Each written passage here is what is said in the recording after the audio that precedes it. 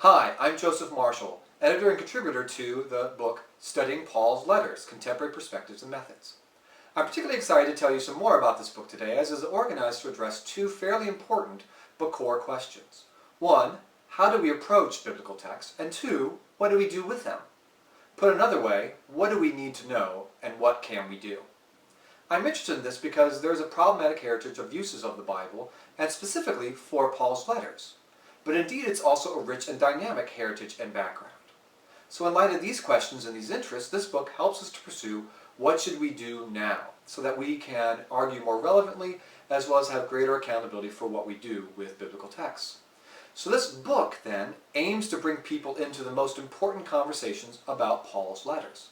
Collectively, these entries make the latest and most relevant work in biblical studies accessible to those getting started or restarted in their studies, whether we're talking about novice learners in courses or in study groups, or we're talking about those who might be rebooting their research or their studies, moving from a different area in biblical studies into the study of Paul's letters, or becoming interested in new approaches or different perspectives that they haven't been taking so far. Collection is focused this way, particularly because questions about approach and perspective are the most important ones in biblical studies today. So collectively, by pursuing such questions, this book reflects what a difference in starting point, perspective, approach, or method makes. As a result, you'll notice that the book tries to be learner-centered in orientation.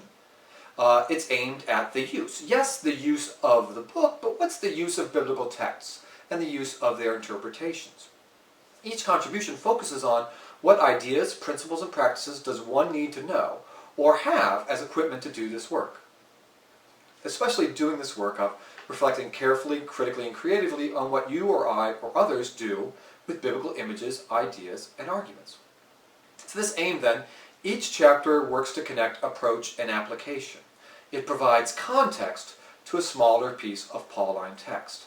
So that way we can see how the approach perspective works. Right? Thus the book can provide a good crash course on methods and approaches, but it also makes one savvier about how biblical images, ideas, or arguments are used, whether we're talking about the past, the present, or the future. Thus the book isn't strictly about information, though one will certainly get plenty of it, but it's concerned more with one's formation and the transformations that come with learning. This book helps us to learn to ask different and better questions, with the likely results that we start doing all sorts of things differently. And if we've accomplished that, then we have managed to do something rather significant. Thanks for watching and for checking out Studying Paul's Letters.